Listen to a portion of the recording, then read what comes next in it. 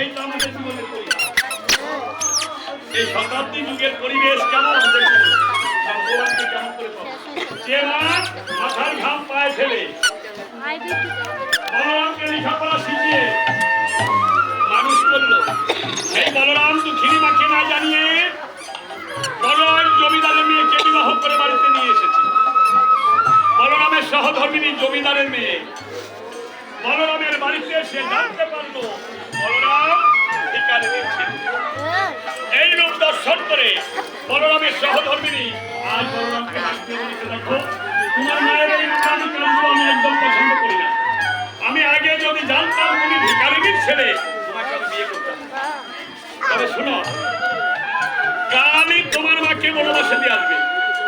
যদি তোমার মাকে তুমি কাল বনবাসে না আসো, আমি কিন্তু কালই আমার বাপের বাড়ি চলে যাবো। একদিনের জন্য তোমার সংসার থাকবে।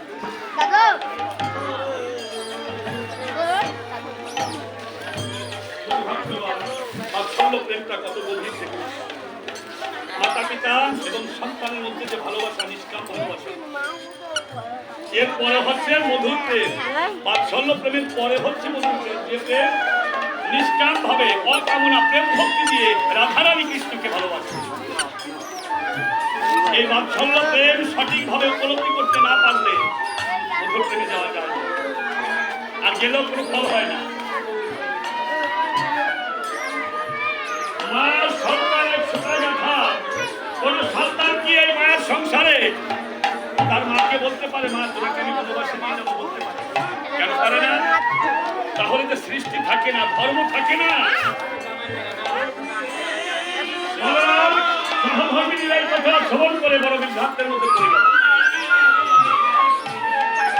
একদিকে মায়ের স্নেহ মমতা ভালোবাসা, একদিকে স্ত্রীর বাক্য রক্ষা। কোন উপায় না পেয়ে বলরাম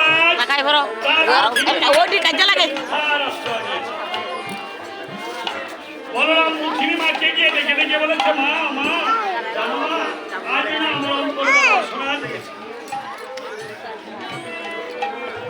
দুঃখিনী মা বলেছে, বলরাম রে বল তোর অন্তরে কি বাসনা জেগেছে? আমি কি পারবো না মা হয়ে তোর বাসনা পূর্ণ করতে?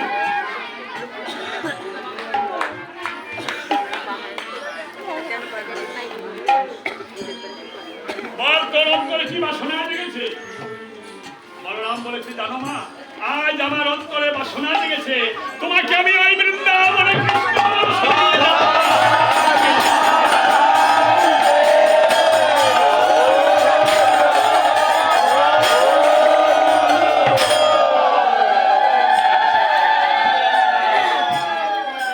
শুধু ভক্তগণ কামনা বাসনায় হয়ে গেছে, মাতা পিতার প্রতি ভক্তি নেই, তাই গোবিন্দ আমার ডাক শোনে না। কোন মা যদি এই সংসার মাঝে শোনে তার সন্তান তাকে বৃন্দাবনে কৃষ্ণ দর্শনে নিয়ে যাবে, সেই মাকে আর আনন্দ দুঃখিনী মা বলরামের এই কথা শ্রবণ করে দুঃখিনী মায়ের অন্তরে আজ আনন্দের ঢেউ হয়ে যাচ্ছে। দুখানা বাহু তুলে ধরি গোবিন্দ গেলে গেলে বলেছি, হে গোবিন্দ, আজ আমার বলরামকে আমি মানুষের মতো মানুষ করতে পেরেছি। আমার বলরাম আজ আমাকে বৃন্দাবনে নিয়ে যাবে। আমার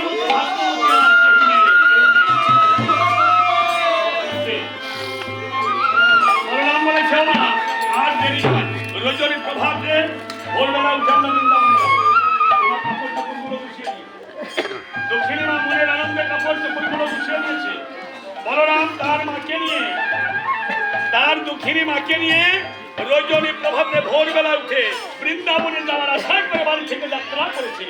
পায়ে হেঁটে পথ চলছে, হাঁটতে হাঁটতে হাঁটতে হাঁটতে ঘুমের বেলা পশ্চিমে অস্তাজতে বসেছে। বলরাম তার দুঃখিনী মাকে নিয়ে গভীর রাত জঙ্গলে প্রবেশ করেছে। দুঃখিনী মা বলেছে, বলরাম সন্ধ্যা ঘনিয়ে গেছে, বৃন্দাবনে আর কত দূরে বাবা, আমি যে আর পায়ে হেঁটে পথ চলতে পারি না।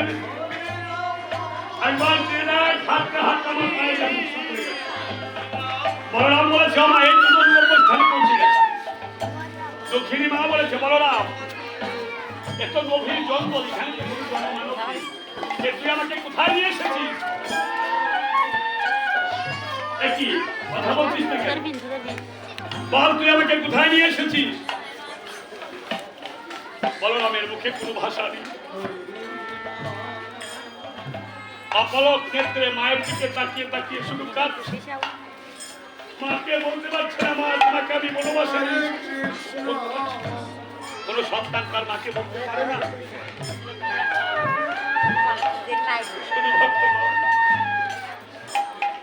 এই মায়ার সংসারে প্রকৃত যে সন্তানের মা হয়েছে, ওই মা কিন্তু সন্তানের উপকারিতা বুঝতে পারে। আমার সন্তান দক্ষিণী মা বলরামের উপকারিতা কি বুঝতে পেরেছে। দক্ষিণী মা বলেছে, বলরাম তুই আমার কাছে বলতে পারছিস না কেন? তোর বইয়ের কুমন্ত্রণায় তুই আমাকে বনবাসে নিয়ে এসেছিস। দেখুন একজন মাতার সন্তানের ভালোই হয়েছে। আমাকে বনবাসে নিয়ে তোরা যদি সুখে থাকিস, তোরা যদি শান্তিতে থাকিস, এর যে আনন্দের আর কি আছে রে বলরাম? ভাবিস না বাবা। চোখে ফের আখি জল, মায়ের অঞ্চল দিয়ে সন্তানের চোখে জল মুছে দিচ্ছে। আর ডেকে ডেকে বলেছে, বলরাম তুই বাড়িতে চলে যা বাবা। ওই চেয়ে দেখ, উত্তর আকাশে মেঘ জমেছে, এখনই হয়তো বৃষ্টি এসে যাবে। বৃষ্টিতে ভিজে গেলে তোর বাড়িতে কষ্ট হবে। মাকে সারা জন্মের জন্য বনবাসে রেখে যায়। মা কখনো মায়ের চিন্তা করে না, সন্তানের মঙ্গল কামনা করে।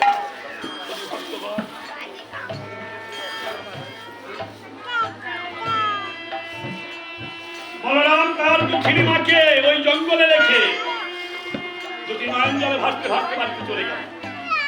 এদিকে দুঃখিনী মা গোবিন্দকে ডেকে বলে, হে গোবিন্দ, আমার বলরাম আমাকে বনবাসে নিয়ে গেছে, তাতে আমার বলরামের ঔরসে যদি একটা পুত্র সন্তান হয়, এই কথা শুনে যদি আমি বুঝতে পারি আমার জীবনে আর কোনো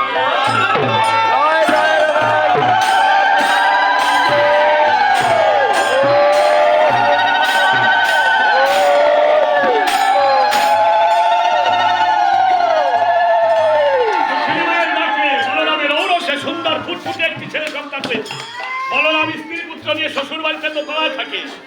ছেলে থাকে দোতলায়, মা থাকে গাছতলায়। এই তো আমাদের ভগবানের কালের চক্র ঘুরছে। এমন একদিন স্ত্রী পুত্র নিয়ে বলরাম ওই গভীর স্ত্রী পুত্র নিয়ে শ্বশুর বাড়িতে দোতলায় গভীর নিশীথে পালঙ্কে ঘুমিয়ে আছে। হঠাৎ ঘুমের ঘরে বলরামের হাত পড়েছে তার স্ত্রীর গায়ে। দেখে সারা গায়ের কাপড় ভিজে। বলরাম বলছে, এই গভীর নিশীথে শীতের মধ্যে, এই মাঘ মাসের শীতের মধ্যে সারা গায়ের কাপড় ভিজে কেন বলো তো? বলরামের মধ্যে তুমি আর বুঝতে পারছো না? ওই যে তোমার সাদের পুত্রটি প্রস্রাব করে দিয়েছে, সারা রাত প্রস্রাবের মধ্যে পড়ে আছি, পুত্রটিকে শুকনো জায়গায় রেখেছি। সহধর্মিনীর এই কথা শ্রবণ করে বলরামের মনে পড়ে যায় তার মায়ের কথা। মা সন্তান এক সুতা গাথা। বলরাম মনে মনে চিন্তা করছে, আমার মায়ের কোলেও তো আমি এমনি ভাবে প্রস্রাব করতাম।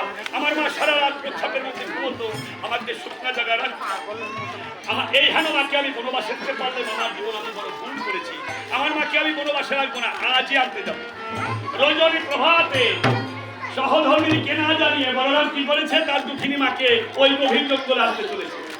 গিয়ে দেখতে পায় দুঃখিনী মা ঘুমিয়ে আছে। দেখে রেখে বলেছে, মা তুমি ঘুমিয়ে আছো, একবার চেয়ে দেখো, তোমার বলরাম তোমাকে নিতে এসেছে। মা নেই, মা চলে গেছে। দুঃখিনী মায়ের মৃত লাশ পড়ে রয়েছে। বলরাম যখন জানতে পারলো মা তার নেই, মা তার চলে গেছে, ওই মৃত মায়ের চরণ দুখানা জড়িয়ে ধরে কেঁদে কেঁদে বলেছে, মা বলে বিদায়ের